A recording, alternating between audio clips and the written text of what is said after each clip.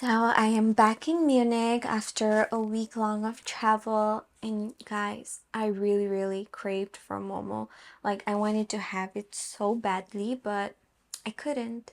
And now I'm back. I thought I would show you how to make Nepali momo, and yeah, let's get started. We have our ground meat here. It's 500 grams ground meat, and I have one big white onion and garlic and ginger, and I also got some fresh corianders. So let's get chopping.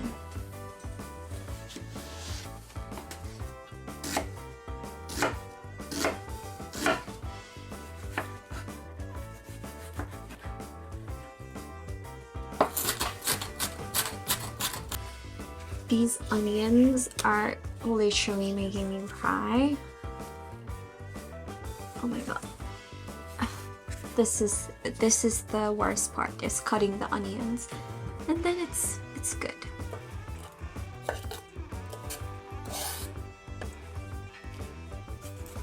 I'm just gonna grate the ginger in.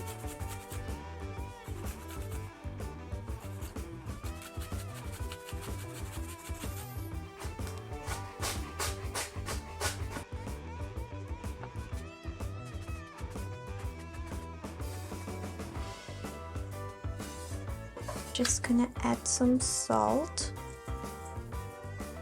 and this is my choice. I use a light soy sauce, just like a tablespoon. To use sesame oil just for a little nutty flavor, like a half tablespoon. And we're just gonna mix. I just have this flour right now in hand, so I'm just going to use this one. So I need 4 cups of this.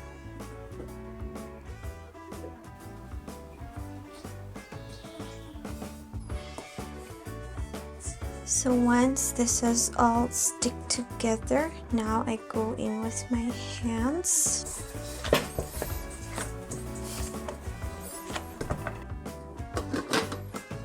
I just let it rest for 5 minutes, and then I'll go back and knead it again. For the achar, we have 2 tomatoes, 3 garlic, 2 dried chili, 1 green chili because this is like super spicy, and some Szechuan peppercorns for tingliness, and some coriander. This is everything you need for the achar.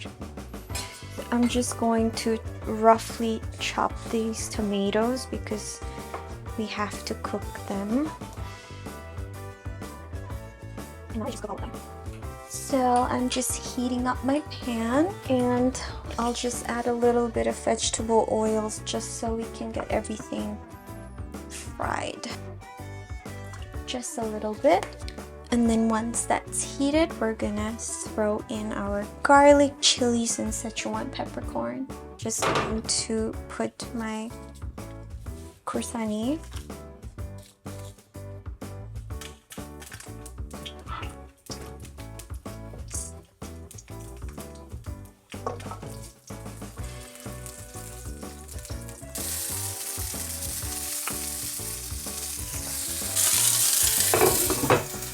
I will be cooking this for 5 minutes on a low heat. Start it with a really high heat, and then once you cover it, turn it really low, and then just let it cook.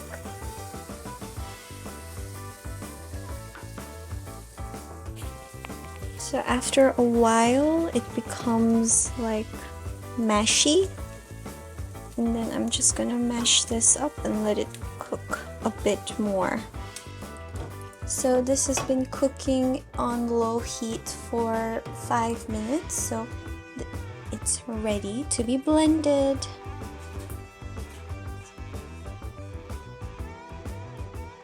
I like to cut it here directly, so I'm just going to do that.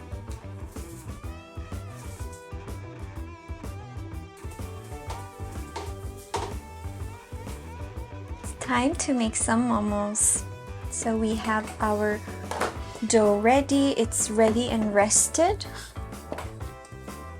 And I'll just still cover it so that it does not dry out. Our filling is ready, and we need this roller. So I'm just gonna roll everything here and put it on my chopping board. Take some flour and put it on the table. And I'm also just going to spread it on my chopping board so that the momo does not stick in it. I just like to take my dough and then just part it.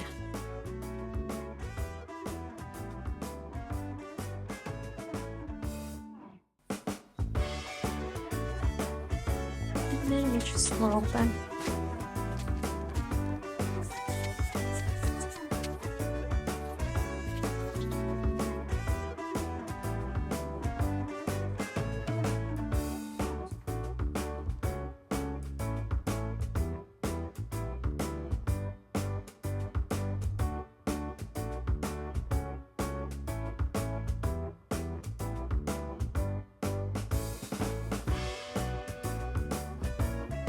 Just take the filling,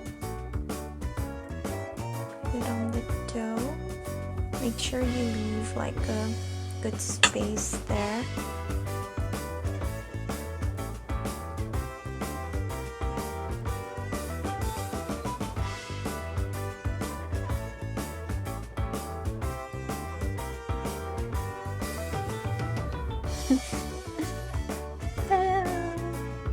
Look at our dumpling. So cute.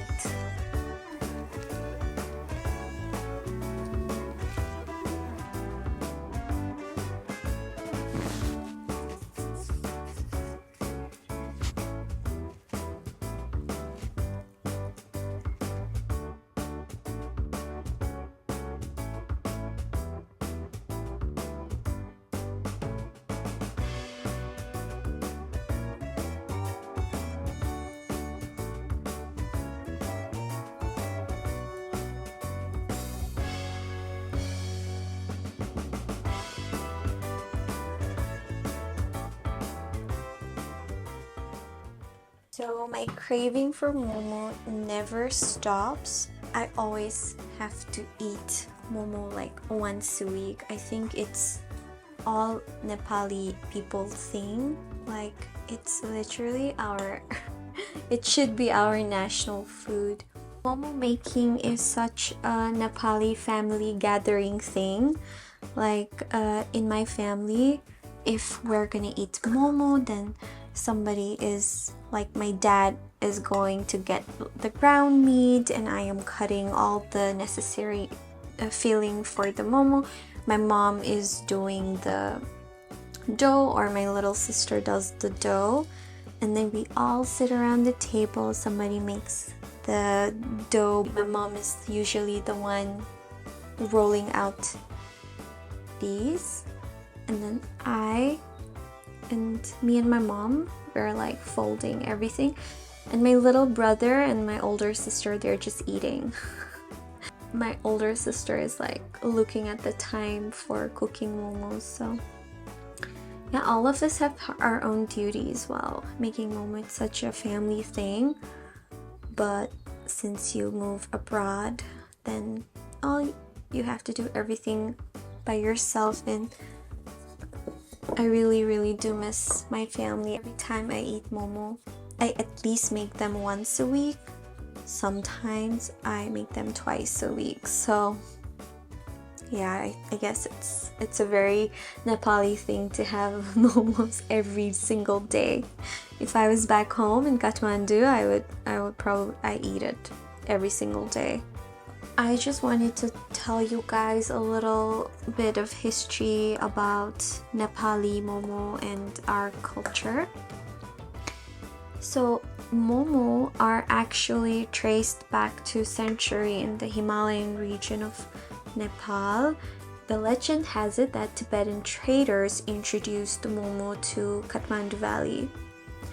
And since then, it has become a part of our culture. It has become part of our cuisine. Like we live and breathe momo being a Nepali. So originally these were only filled with yak meat or buffalo meat, but over the time we have started to add a lot of herbs and like other extra fillings. Yeah, it has really become, we Nepali people have really made it our own. So today momo are not just a part of a cuisine, it's part of our culture.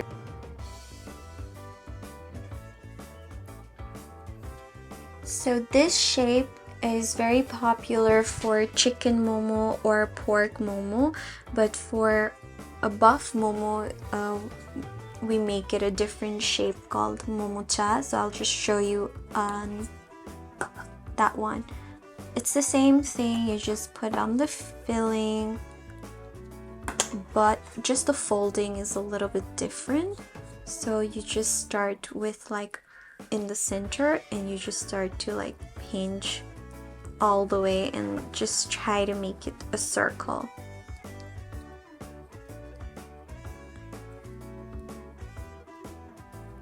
And that is a momo cha. So this shape is very popular for buff momo, but I prefer this one because I feel like it has the perfect balance between the dough and the meat, whereas this I feel like the dough, there is like a lot of dough on top because it's gathered like this. So I think this shape tastes better, but you guys can comment which shape do you like the best. Okay, so sometimes when I make momo I accidentally tear the part off, so it's a really easy fix. I just take like the rested dough and then I just do that with my hands and I just like just stick it here and it works perfectly fine. Ta-da! And the hole is gone. And yeah, and just try to seal it. And that's good. This is our momo ko bhada. It's actually 3 layers, but I don't need it right now. So right now it's just 2 layers with me. It's cover. And it's like this. And then you boil the water here, and then I'm just going to place all the momos right here. So first I'll take my brush and just oil. I'm just gonna apply any plain vegetable oil should do.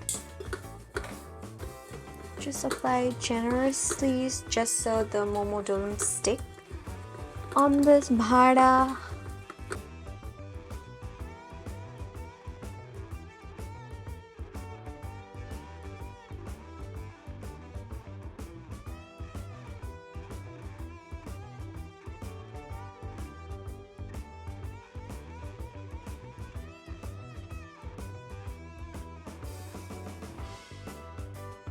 Water is boiling and my momo are starting to go here.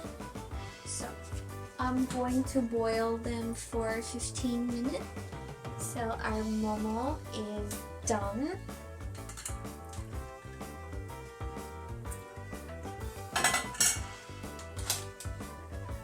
Now let's plate it. This is a proper Nepali way to plate it. Tato with hats.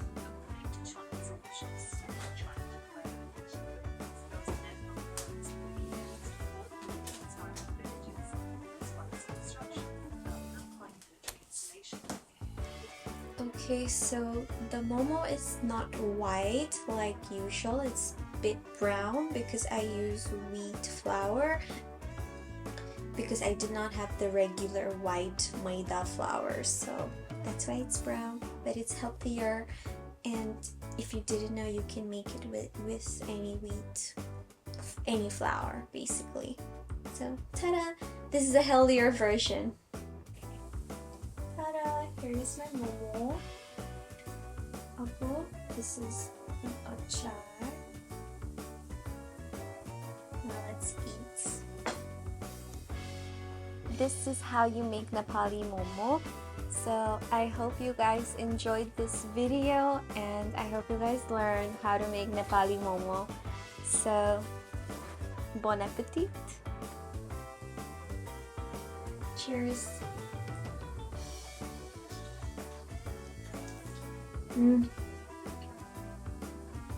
It's so good. It's so juicy. I love this achar. This achar is the best thing ever.